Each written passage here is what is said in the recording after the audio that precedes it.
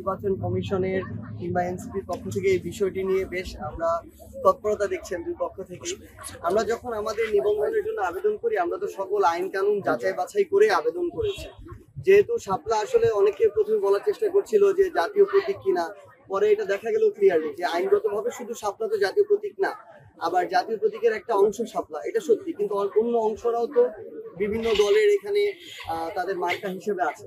আবার আপনারা যদি দেখেন যে অনেকে বলার চেষ্টা করছেন এটা তো জাতীয় ফুল, কিন্তু জাতীয় ফলও মার্কা আছে।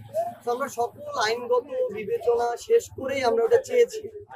এখন আমাদের কাছে যেটা মনে হচ্ছে যে তারা সর্বশেষ যে কথাটা বলেছে যে তারা এটা দিবে না, কিন্তু এটার কারণ তারা ব্যাখ্যা করবে না। আসলে তাদের কাছে কারণ নাই, যৌক্তিক আইনগত কোনো কারণ নাই দেখেই তারা ব্যাখ্যা করতে পারছে না।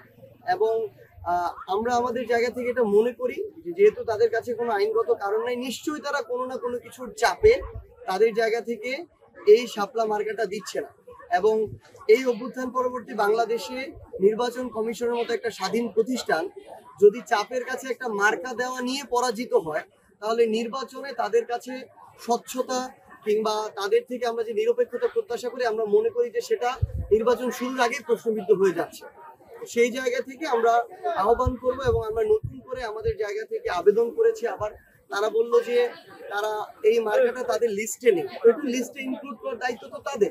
আমরা আজকে থেকে কয়েক মাস আগে এই নিবন্ধনের আবেদন করেছি, তখনই তারা ইনক্লুড করতো, তারপর আমরা নতুন করে ইনক্লুড করার আবেদন দিয়েছি। আমরা মনে করি যে তারা তাদের যে প্রতিষ্ঠানের স্বাধীনতা এবং তাদের প্রতিষ্ঠানের যে পেশাদারিত্ব এটার পরিচয় দিবে।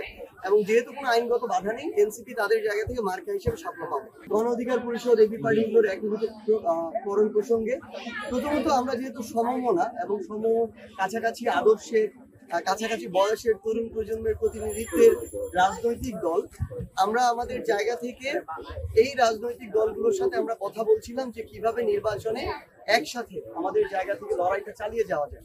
কারণ বাংলাদেশের মানুষ এই তরুণ প্রজন্মকে একসাথে ইউনাইটেড দেখতে চায়। তো আমরা রাজনৈতিক দলের পর্যায়ে যদি ইউনাইটেড হতে পারি, মাঠ পর্যায়ের মানুষ অটো ইউনাইটেড হয়ে যাবে। সেই জায়গা থেকে আমরা আমাদের পজিটিভ আলোচনা শুরু করেছি। গণ অধিকার পরিষদের সাথে একীভূতকরণের আলোচনা চলছে, এবি পার্টির সাথে হয়তো অ্যালায়েন্স ভিত্তিক আলোচনা চলছে। তো এটা অ্যালায়েন্স হোক কিংবা একীভূতকরণ হোক, আমাদের এই যে একসাথে কাজ করার যে আলোচনাটা, এটা সামনের দিকে এগিয়ে যাচ্ছে এবং পজিটিভ ভাবে এগিয়ে যাচ্ছে।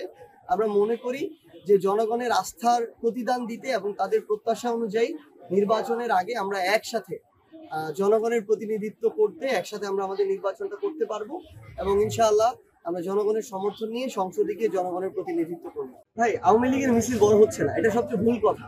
তারা যে ওই বিদেশ থেকে তাদের কালো টাকা যেগুলো পাচার করেছিল, সেই লক্ষ লক্ষ কোটি কোটি টাকা বা হাজার কোটি টাকা কালো টাকা যেগুলো জনগণের লুটপাট করে পাচার করেছিল, সেগুলো পাঠিয়ে তারা মাঝে মাঝে বিভিন্ন সন্ত্রাসী কায়দায় টোকাই মিছিল দেওয়াচ্ছে। এগুলো আওয়ামী লীগের মিছিল না। যদি আওয়ামী লীগের এত মিছিল দেওয়ার এই মুহূর্তে লোক থাকতো, তাহলে জুলাই আগস্টে এই লোকগুলো কই ছিল যখন বাংলাদেশের মানুষ মাঠে নামলো? আওয়ামী লীগের আসলে ওই আওয়ামী লীগের লোক কর্মী যে বলা হয়, মানে একটা বিশাল বড় ভাব দিয়ে বলা আওয়ামী লীগের 20% 30% লোক, এই লোক কোনো কালেই ছিল না। তারা এই যে লোক দেখাইতো বিভিন্ন প্রোগ্রাম, এগুলো হচ্ছে ভাড়া করা লোক। যদি এগুলো তাদেরই লোক হইতো, তাহলে তো জুলাইয়ে যখন তাদের বিরুদ্ধে ছাত্র জনতা রাজপথে নামলো, তারা যদি তাদেরই লোক হইতো তারা রাজপথে নামতো। তো আমরা মনে করি যে এইসব ওই টাকা দিয়ে টোকাই ভাড়া করে ভোরবেলা আর কি দু একটা দৌড়ানি নিজেরা দেয়া যায়, ভিডিও করা যায়, একটু সোশ্যাল মিডিয়া খবর নেওয়া যায়, কিন্তু বাংলাদেশের মানুষ বোঝে যে কোনটা আসল পলিটিক্যাল প্রোগ্রাম আর কোনটা কি। এই অভ্যুত্থানের মধ্য দিয়ে যারা গণহত্যা চালিয়েছে তাদের যে বাংলাদেশের পলিটিক্যাল বা রাজনৈতিক বাস্তবতা, সেটা সেখান থেকে শেষ হয়ে গেছে। বাংলাদেশে আওয়ামী লীগের রাজনীতির চ্যাপ্টার ক্লোজ।